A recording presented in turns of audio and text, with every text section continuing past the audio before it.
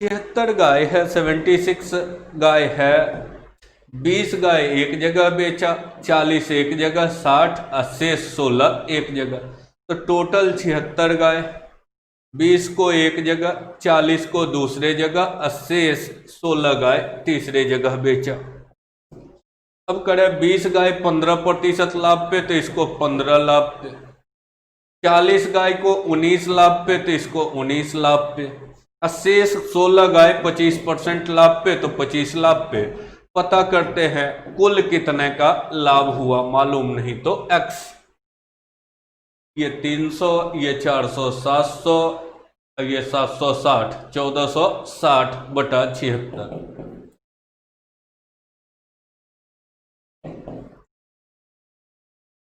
Percent positive result है का मतलब प्रॉफिट। अगर प्रतिशत में पूछ रहा होता तो यही आपका प्रतिशत लाभ हो जाता, लेकिन अब आपसे प्रतिशत नहीं पूछा है।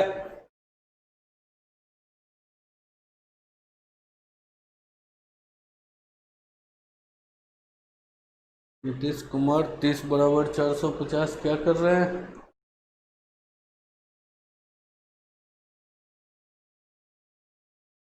आंसर फाइनली बना के तैयार है। चलिए बहुत बढ़िया है।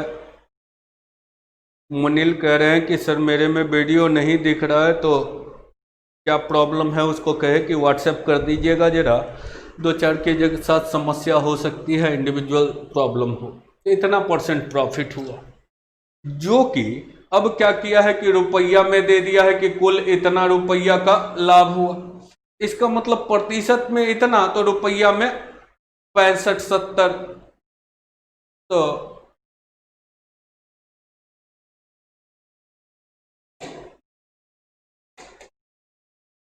अब देखिए आपको 1460 बटा 76% लाभ है, जो कि है 65-70। तो किसी भी वस्तु का लागत निकालना है, क्रय मूल्य निकालना है, मतलब 100%। 1% के लिए इससे भाग पड़ता, तो 65-70 बटा 1460 गुना 76 1%, और 100% तो गुना 100 हो गया। ये हो गया टोटल सीपी।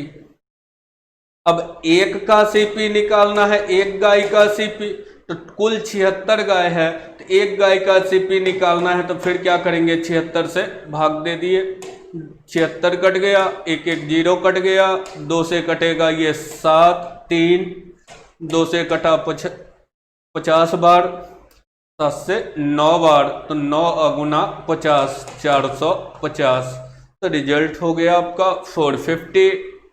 बहुत कोई आगे से पहले से बना के रखे हुए हैं तो और बढ़िया है। वही तो 2 काम करना था, सिर्फ कैलकुलेशन थोड़ा ज़्यादा, तो वनडे में हर लेवल के कैलकुलेशन से पाला पड़ेगा। चलिए मनीष का भी आंसर आ गया। रमेश कुमार सिंह आ चुके हैं, जुड़ चुके हैं लाइव के फेज में। इसको रिमूव करते हैं और अगले क्वेश्चन की तरफ चलते हैं। 31 है। 561 वस्तु है, 5/11 भाग एक जगह, अशेष एक जगह, तो एक ही भिन्न का यूज किया है। 5/11 भाग एक जगह, तो 11 में से 5 भाग एक जगह, तो दूसरे जगह कितना, 6 भाग। 5/11 भाग 27 हानि पे, तो -27 से गुना। और शेष भाग को कितने लाभ पर बेचे, तो मालूम नहीं तो x। अब कुल मिला के ना लाभ हो ना हानि, तो पीछे भी बताए हैं नो प्रॉफिट नो लॉस, तो कितना 0% प्रॉफिट कह सकते हैं, तो 0 से गुना। बताए थे 1% लाभ तो 1 से गुना, 1% हानि तो -1 से गुना। नो प्रॉफिट नो लॉस मतलब 0। अब कर दीजिए इसी को हल, तो ये तो 0, 27 गुना 5 135 बटा 6, ये इधर आएगा तो प्लस हो जाएगा, तो 135 बटा 6% लाभ। अब दशमलव में हो दशमलव में, पूर्णांक में हो पूर्णांक में, तो ऑप्शन अपना देख लीजिए कैसे है। दशमलव में है तो 6 से भाग दिए, 2 बार में 12, 2 बार में 12, 1, 15, 2 बार में 12, 3, 5 बार में, तो 22.5% आपका रिजल्ट हो गया। और एडिशनल का आखिरी क्वेश्चन है, इसको रिमूव करते हैं।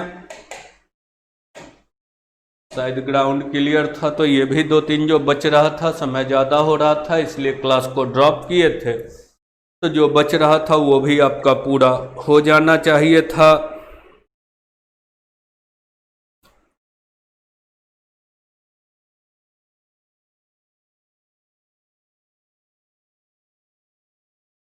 विवेक कुमार सिंह का आया कि मेरे में वीडियो रुक गया है, तो क्या परेशानी आ रही है, नेट प्रॉब्लम सिर्फ देख लीजिएगा, उसका शिकायत हमसे नहीं कीजिएगा। बाकी और भी किसी तरह की समस्या दिखे तो इन्फॉर्म करते जाइए, हम भी उस समस्या को निपटाते चलेंगे। सावन चौधरी 32 का सी भी आ चुका है, नीतीश 31 सी, मनीष का भी, सावन चौधरी, फेकन, सिद्धार्थ, गणेश, अजय कुमार 22.5। तो अब आगे आगे 32 भी बना के अपना रखिए। 32 में है, पंकज अपनी आय का 20% ही बचाता है। पंकज है 20% बचाता है, इसका मतलब 80% खर्च करता है। या 20% को भिन्न में बदल दीजिए तो 1/5, तो 5 में 1 बचाता है तो 5 कमाता है, 1 बचाता है और 4 खर्चा करता है। आई बैक कॉम्बिनेशन। अब करें मूल्य वृद्धि के कारण वह 10% अधिक खर्च करता है, मतलब आमदनी कोई वृद्धि नहीं हुआ है, सिर्फ महंगाई बढ़ गया है, आमदनी में कोई वृद्धि नहीं। वह 10% अधिक खर्च करता है, तो खर्च यहाँ है तो 10 बढ़ा देता है खर्चा। पहले बचत का प्रतिशत ज्ञात कीजिए कि क्या हुआ कमी वृद्धि, तो x का मान -40 का मतलब क्या हुआ, इसको क्या पढ़ेंगे, -40 मतलब 40% कमी हो गई, तो बचत में 40% कमी हो गई। अब लिखा है कि वह मात्र 480 बचा पाता है, तो कुछ भी इनिशियल सेविंग होगा और वो 40% कम हुआ। 40% का मतलब कितना, 2/5, 2/5 कम हुआ तब कितना, 3/5, जो कि है कितना 480। 3 से काटिए तो 16 × 5 800, तो सेविंग पता चल गया कि कितना इनिशियल सेविंग था, तो 800। लेकिन पूछा है उसका आय कितना था, तो सेविंग 800। और सेविंग किसको कहे हैं जरा ये देखिए, 5 कमाता था, 4 खर्चा करता था, बचाता कितना था 1, तो 1 भाग बचाता था 800, तो आमदनी पूछा तो 5 भाग, तो 5 भाग कितना, 1 भाग 800, तो 5 भाग कितना 4000। यही पूछता खर्चा कितना करता है, तो 4 भाग निकालते, तो 1 भाग 800, 4 भाग 3200। तो ये कहानी था इस फेज का।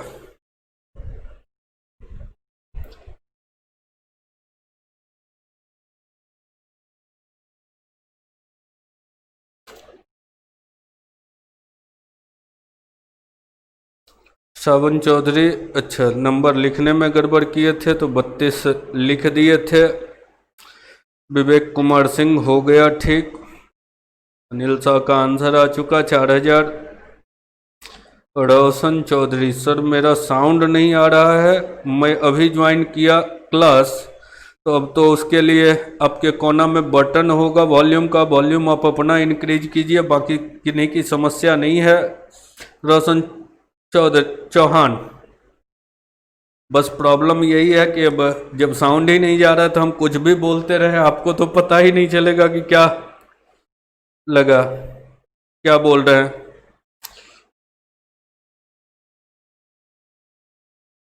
अनिल कुमार साहु ने आपको सजेशन भी दिया था। चलिए बाकी लोगों का फेकन, अजय कुमार शाफी, मनीष कुमार, सबका आंसर आ चुका है। चलिए रोशन सही हो चुका है। गणेश कुमार सिंह डी, मनीष 32 4000। चलिए सबका आंसर आ चुका है। ये कहानी था एडिशनल फॉर्म का। उम्मीद करते हैं एडिशनल में उतना क्वेश्चन डाल दिए कि जितना पॉसिबल भाषा हो सकता है, कभी डेटा में जाके सवाल पूछा जा सकता है। अब थोड़ा सा एक चर्चा करते हैं यूं ही। इसे देखिए, इसको ऐसे भी बना सकते थे 100 मान के भी। पंकज की मासिक आय का 20% बचाता है, तो अगर 100 कमाता था तो 20 बचाता है, 80 खर्चा करता है। मूल्य वृद्धि के कारण 10% खर्चा बढ़ गया, तो खर्चा ये 10% बढ़ गया, तो 10% तो 80 का 10% 8 बढ़ेगा तो 88। मूल्य वृद्धि हुआ मतलब कमा 100 ही रहा है, तो 100 कमाया 88 खर्चा किया, तो अभी का बचत कितना होगा? 12। अभी का बचत दिया हुआ है 12 भाग बराबर 480, 1 भाग बराबर 40। और टोटल आमदनी, तो आमदनी मतलब कितना? ये 100 कहिए या ये 100, आमदनी मतलब 100 भाग बराबर 4000। अब देखिए, तो लगा होगा कि उस एडिशनल वाला में बार बार प्रतिशत निकाल के फिर वहां तक पहुंचते थे, ये वाला ज्यादा आसान लगा। लेकिन फिर भी काहे बार बार रेशियो कहे, तो ये सुंदर डेटा इसको कहते हैं। 20% झट से कर दिए, 100 इधर तो 20 उधर, बाकी 80 इधर। लेकिन यही 27.13/17% कर देता, तब पता नहीं चलता, जोड़ घटाव गुना करते रह जाते, तो डेटा सब टाइप का मिलेगा। इसलिए 100 ना मान के कॉमन स्ट्रक्चर बना के चलने का प्रयास किए। तो ये जब बेसिक डेटा होता है तो 100 वाला ज़्यादा आसान दिखने लगता है, और मटेरियल का साज सज्जा लोग जो 100 से पढ़ाते हैं वो अपने हिसाब से कर लेते हैं। जो रेशियो से बता रहे होते हैं, डिजाइन का प्रतिशत का यूज कर रहे होते हैं, तो बेहतर हो कि कॉमन स्ट्रक्चर बनाइए, वो स्ट्रक्चर जो किसी टाइप का चेहरा हो, हर जगह स्पीड संतुलित रहे। तो इस वजह से उस फेज को लेके चले हैं। तो इसको अब रिमूव करते हैं और नए सेक्शन का शुरुआत करते हैं। अब नए सेक्शन के शुरुआत में कहानी है क्या? पहले तो वो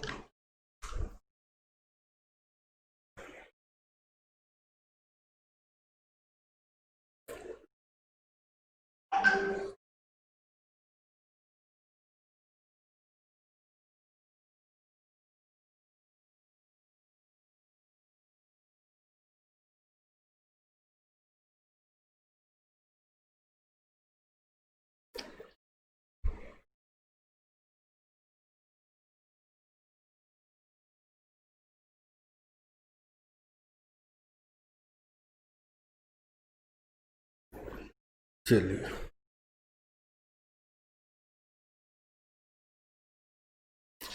चंदन कुमार का सवाल है कि केवल रेशियो मेथड बताइएगा। अब वो सवाल है या जवाब है या क्वेश्चन मार्क लगा हुआ है, वो तो वही बेहतर बताएंगे। वनडे का मतलब होता है क्वेश्चन का बनना, घड़ी के साथ क्वेश्चन का बनना, यही वो दौड़ हुआ करता है। तो उस दौड़ के हिसाब से जहां जो अस्त्र जरूरी होगा उसको लेके क्रम को लेते चलेंगे। पहला ग्रुप उठाए, एडिशनल, डेटा खत्म, कहानी खत्म, कैलकुलेशन खत्म, ऑटोमेटिक है, खुद ब खुद आपका फेज फास्ट होता चलेगा। अगला हेडिंग है मल्टीप्लिकेशन फॉर्म। वो शुरू करें उससे पहले 2-3 मिनट आधुनिकता पर चर्चा कर लेते हैं थोड़ा, 2-3 मिनट, और फिर मल्टीपल फॉर्म चलेंगे। ये आधुनिकता क्या है? तो आधुनिकता उस शब्द को कह रहे हैं कि जैसे 2014 से जब एसएससी मेंस में आप गए,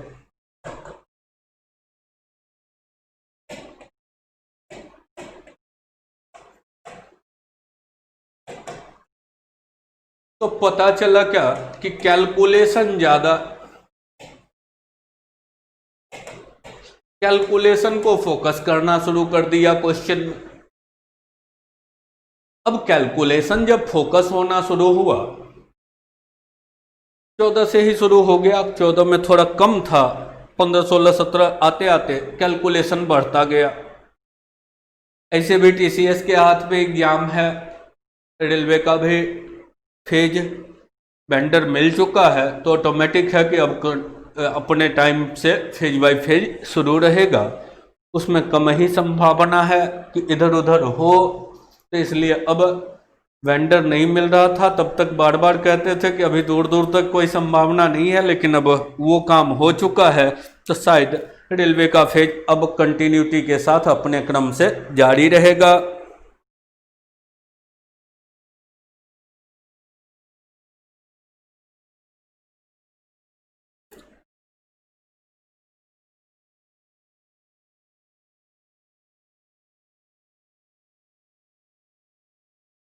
अब तो जब ये दौर आया कि मेंस में जाके कैलकुलेटिव क्वेश्चन का दौर आया, तो बराबर कह रहे थे, पहला क्लास जब शुरू किए थे तो कहे थे बाबा का दौर हो गया। एक डॉक्टर पर चर्चा किए, दूसरा आधुनिक बाबा, वो शनि रवि देखने वाले बाबा, और तीसरे दिखेगा। बाकी एक और यूज किए थे शुरू शुरू में, बाद में उनको सबने मजाक बनाया तो नाम बढ़िया था, इसलिए तुरंत वापस हुआ। फर्स्ट एडिशन जब किताब देखिएगा तो उसमें उन्होंने भी उस टाइप के डेटा का यूज किया था, फिर सेकेंड एडिशन में तुरंत उसको सुधार किया। तो वो क्या है, अब कहते हैं एक मात्र कॉमर्शियल में बार बार चर्चा आता है कि बड़ा एकदम जबरदस्त क्वेश्चन है, तो एक भी क्वेश्चन जबरदस्त नहीं है, सिर्फ और सिर्फ डेटा का खेल वेल होता रहा। एक भाई साहब ने ये बता दिया, सिर्फ और सिर्फ उन्होंने ही बताया और किसी ने नहीं बताया, 0.09% है, और उसको उन्होंने कहा कि इसको तुम रट लेना 1/11, भी आई है, रट लेना। और उसके बाद उन्होंने क्या किया, अगर इसको डबल कर देंगे तो 18.18%, तो डबल किए तो 2/11, 3 गुना कर दिए तो 27.27%, मतलब 3/11। अब 4 गुना कर दिए तो 36.36%, 5 गुना कर दिए तो 45.45%, 5 गुना किए, 6 गुना कर दिए तो 54.54, 63.63, 72.72, 81.81%। ऐसे ही कहा कि आप एक को रट के रखो बाबू, कि 0 ये वाला होता है 1/11। अब इसका 2 गुना लिया तो 9 का टेबल पढ़ लो, और जितना गुना किया उतना /11 लिख दो। एक बाबा के मटेरियल में इस टाइप के प्रतिशत का खूब यूज हुआ, लड़का को भी लगा नहीं दमदार क्वेश्चन है, काफी कैलकुलेशन है, खूब कैलकुलेशन, और उसने कहा इसको रट लो। क्यों रट ले भाई, अब भगवान हो कि आपने मैथ में जो कह दिया उसको रट लिया जाए, और धड़ल्ले से इस डेटा का यूज किया। हमने भी यूज किया है, लेकिन इसका परफेक्ट फॉर्म यूज किया है। जैसे 18.18 का हमने यूज नहीं किया है, 18.18 का मतलब खुद ब खुद ये 2/11 नहीं होगा, इस पे रैकरिंग डालना पड़ेगा तब जाके होगा, तब इसका मतलब हुआ दोहराव। या इसको ऐसे लिख सकता है 18.18, ऐसे भी रैकरिंग देते हैं, या इसको ऐसे भी लिख सकता है कि 18.18 लिखा तो डॉट डॉट लगाना होगा, डॉट डॉट का मतलब फिर 1 आता जा रहा है। सिर्फ 18.18 का मतलब 2/11 नहीं हुआ, 2/11 का ये अप्रॉक्स वैल्यू है, ये लगभग मान है। अगर ऐसा होगा तो ये अप्रॉक्स वैल्यू है, ना कि रियल वैल्यू है। तो तो भाई लड़का कैसे जानेगा कि अप्रॉक्स वैल्यू का यूज कर दिया है? क्वेश्चन को बनाने के लिए ऑप्शन भी तो देना आना चाहिए। तो यही समस्या है। और ये वाला जब डेटा मिलता है तो लगता है गजब का। तो आज से आप भी तय कर लीजिए, उसका मटेरियल एक ही टीचर का मटेरियल ही है। एग्जाम में आपको कभी ऐसा पाला नहीं पड़ेगा, क्योंकि एग्जाम वाला कोई ऐसा बड़ा गधा नहीं है कि इस टाइप के डेटा का यूज कर दे जिसका इसका एक्चुअल मीनिंग क्या होता? 1818 और 0.2 अंक पहले है तो बटा 100 होता, प्रतिशत है तो बटा 00 होता, ये रियल मीनिंग होता। तो विद्वान है, हाँ ये रहता तो वाकई 2/11 होता। तो अपने मर्जी से आप समझ लिए, आपको पता है तो आप समझ लिए 1/8 पे रेकरिंग है, दोहराव है। दूसरा कैसे समझे? तो एग्जाम में दूसरे को समझाने के लिए विकल्प भी दिया जाता है, और उन्होंने इसको खूब बेचा। क्योंकि लड़का बनाने के लिए बैठा तो बार बार एक लिस्ट इसका उन्होंने बना दिया 1/11 2/11। आप सुधार सिर्फ आपके मटेरियल में यही कर दिए हैं कि 1/8 नहीं, 1/8 पे जब रेकरिंग होगा तब 2/11। ऐसे ही 2/7 नहीं, 27.27 पे रेकरिंग होगा तब 3/11। तो बिना रेकरिंग का ऐसे नहीं पढ़ा जा सकता है। तो यही उसने यूज किया है। तो आप उसके भी मटेरियल में थोड़ा सुधार करके सबके ऊपर रेकरिंग लगा लीजिएगा, आपका क्वेश्चन भी परफेक्ट रहेगा और आसानी से समझ में भी आ जाएगा, कोई दिक्कत नहीं होगा। ये तो रेकरिंग तोड़ने बताए ही हैं कि 18 पूर्णांक है तो प्लस 18/299, ये हो गया 9 से कटा 2, 9 से 11, 18 गुना 11 180, 18 198 और 2 200/11, प्रतिशत मतलब बटा 100, 00 कट गया तो 2/11। ठीक है। अब इसको रेडीमेड भी कर सकते हैं कि 9.09 पर रेकरिंग है तो 1/11, 18 2 गुना है तो 2/11। लेकिन तब जब सब पे रेकरिंग होगा, बिना रेकरिंग का जबरदस्ती का क्वेश्चन बना देना, और तब लगता है कि अरे हम तो बहुत बड़ा पहाड़ तोड़ दिए। तो इसका ख्याल रख के चलिएगा।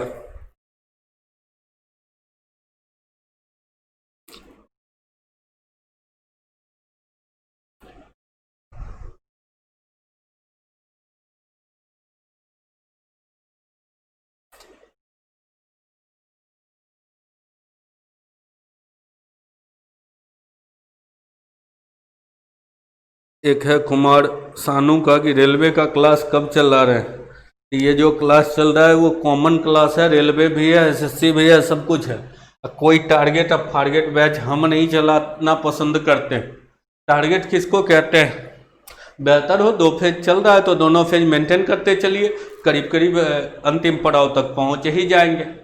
ये डेटा जिनको मिलेगा वो कल से उस अंदाज में समझिएगा। ये एकमात्र व्यक्ति का करिश्मा था जिसने बार बार दिया, तो बहुत सारे टीचर का कलम थोड़ा देर रुका, क्योंकि उसको भी नहीं पता था। यही ये डेटा देते था तो सबको पता था 2/11, और उसने कह दिया कि रट लो 1/11, तो उसका बच्चा को तो पता था अच्छा इसको 1/11 लिखते हैं, इसको 2/11। अरे कन्वर्ट होके भी आना चाहिए। ये अप्रॉक्स वैल्यू नहीं तो हो जाता अगर रेकरिंग नहीं रहता। ठीक है। दूसरा सीरीज उन्होंने क्या उठाया? एक तो 1/11 वाला रेडीमेड है। दूसरा सीरीज उन्होंने उठाया, पूरे मैथ में उसने यही रिसर्च किया ही, और लड़का को लगा कि नहीं कुछ नया हो गया। दूसरा सीरीज 11 वाला उठाया, 11.11, 11 का टेबल 22.22, 33.33, 44.44%, 55.55, ये वाला सीरीज उठाया। इस टाइप का उन्होंने डेटा खूब यूज किया, और उन्होंने कहा कि इस डेटा को भी आप रट लो। ये 1/9 होगा तो ऑटोमेटिक है ये वाला 2/9 हो जाएगा। ये 3/9 हुआ मतलब 1/3। 4 गुना है तो 4/9, 5 गुना है तो 5/9, रट लो। ये भी डेटा 1/9 गलत है, जैसे है वैसे होता। ऐसे ही अगर रहता तो 11.18 दशमलव हटता तो बटा में 2 जीरो, और प्रतिशत के बदले 2 जीरो, तो 11/11/10,000 हो। तो इसको भी सब जगह उसने यही खेला किया है। आप ये कर लीजिएगा, जो कि होता है 11 प्लस 11/99, 1/9, 99 100/900, तो 1/9 ये। तो इस डेटा में भी वो अपने मन से मान लिया कि एक एक है तो रेकरिंग है। अरे एक एक पे खत्म भी हो सकता है, एक एक है तो आप जबरदस्ती का रेकरिंग बिना कहे रेकरिंग नहीं कह सकते हैं। तो रेकरिंग जब तक देगा नहीं तो यही खेला है जो कि लगता है अच्छा 33.33 मतलब 1/3। कुछ बैठ के साबित भी करना, अच्छा 3 से भाग दोगे प्रतिशत मतलब 100 से गुना हो गया बटा 3, भाग दोगे तो 33.33 आया। 3 नहीं आया और भी 3 आया, जिसको कि 3 लिख के नहीं छोड़ सकते हैं। इसको लिखते तो 33.3 पे रेकरिंग या 3 पे रेकरिंग या 3 पे रेकरिंग, तो ये लिखते हैं। ये खेला है। तीसरा एक डेटा का उन्होंने यूज किया है, 2 लिस्ट बना दिए, एक 1/9 वाला, एक बना दिए 1/11 वाला लिस्ट। और तीसरा डेटा जो उन्होंने यूज किया वो है 7.14%। अब डबल कर दिया 14.28, तीसरा कर दिया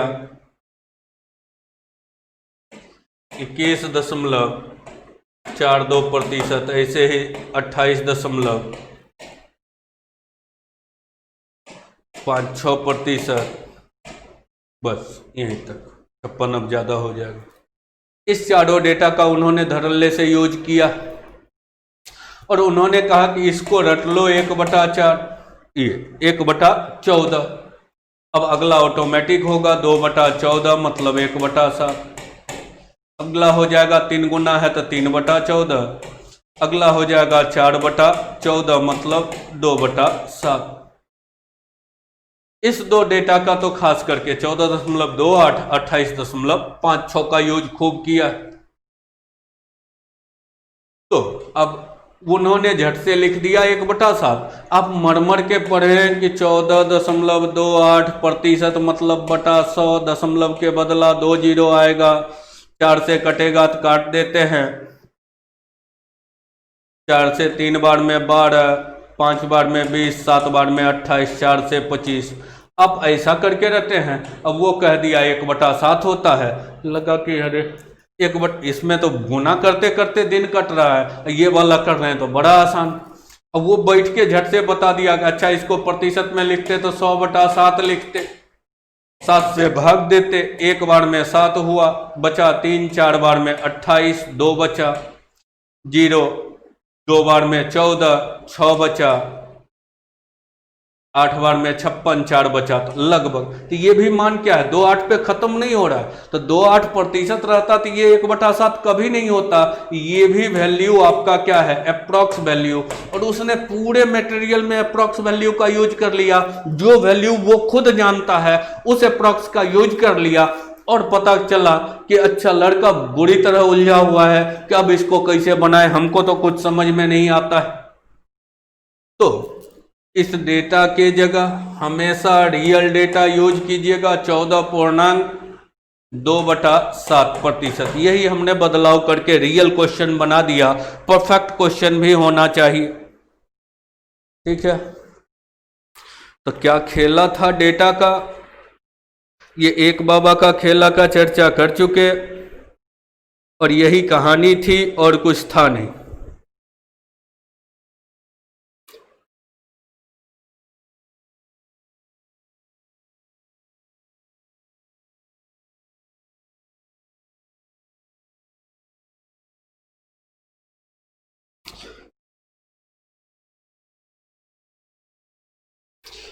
अब मुंतसिर का सवाल है कि रीजनिंग का क्लास भी स्टार्ट करवाइए, तो उस पर भी विचार करेंगे। तो यही सब सवाल था जो कि लड़का को बार बार परेशान करते रहता था। ऐसे ही अब 28.56 है तो सीधा डबल, तो डबल तो 28.4/7 ये कर देना। यही कहानी था। और इसी वजह से बहुत लड़का को एक खास व्यक्ति विशेष के मटेरियल में जाके देख रहे थे कि बड़ा परेशानी हो रहा है, तो उसने अपनी विद्वता को बड़ा सलीका से किया। साबित भी कर देता था 14.28। अरे भाई ये 14.28 नहीं होगा और भी मान होगा, ये अप्रोक्स वैल्यू है। तुमको पता है कि 1/7 लगभग उतना होता है, लड़का को नहीं पता है, और मैथ का मतलब मैथ होता है, तुम्हारा रिसर्च नहीं होता है। तो इसलिए इस चीज का ध्यान रखिएगा। और उस बीच में खूब बिका एग्जाम में, कोई सेटर एक से कोई भी ऐसा बेवकूफ नहीं होगा जो 14.28% लिख के 1/7 पे क्वेश्चन सॉल्व करवा देगा। थोड़ा सा पॉइंट में अगर एक भी आता, अगर करोड़ का व्यापार हो तो पूरा का पूरा लाख में घाटा हो जाए। तो इतना तो अकल होना चाहिए। तो यहाँ ऐसा नहीं है कि समझ में नहीं है सामने वाले को, बंदा को समझ भी आ रहा है कि हम कुछ गलत करवा रहे हैं, सलीका से गलती करवा रहे हैं। लेकिन इससे होगा क्या कि ये क्वेश्चन बार बार लोग फोटो खींचेंगे और भेजेंगे किसी को बनाने के लिए। वो जब बना रहा होगा तो 14.28 को ऐसा करके 357/2500, अब वो गुना कर रहा है बड़ा कैलकुलेटिव क्वेश्चन दिया है, नहीं वाकई दमदार है, कितना देर तुमको लगता है? तो वो तो 1/7 लिख के बना देता है। तो कहा कि मुश्किल से लगता है 20 सेकंड 22 सेकंड में क्वेश्चन बन जाता है। अब वो लगा हुआ है सोचने में, समझ इतना कैलकुलेटिव क्वेश्चन 22 सेकंड में बन जाता है। हम तो गजब, हम तो ऐसा डिजाइन कभी देखे नहीं, हमको पाला नहीं पड़ा ऐसे डिजाइन। तो इसलिए बाकी बातें सब कुछ समझ रहे होंगे तो खुद अपने हिसाब से चलने का प्रयास कीजिएगा, ज़्यादा जोड़ घटाव मत कीजिएगा। हाँ, अगर उसका भी मटेरियल आए तो किसको क्या समझना है सब डिटेल से लिख दिए हैं, क्यों लिखा है वो भी लिख दिए हैं। तो अब उसके रिसर्च को उस तक रहने दीजिए और आप समझ गए होंगे कि कैलकुलेशन कैसे बढ़ाया गया है मैथ में। उम्मीद करते हैं क्लियर हो चुका होगा। तो अब अपनी दुनिया में वापस चलें, ठीक है।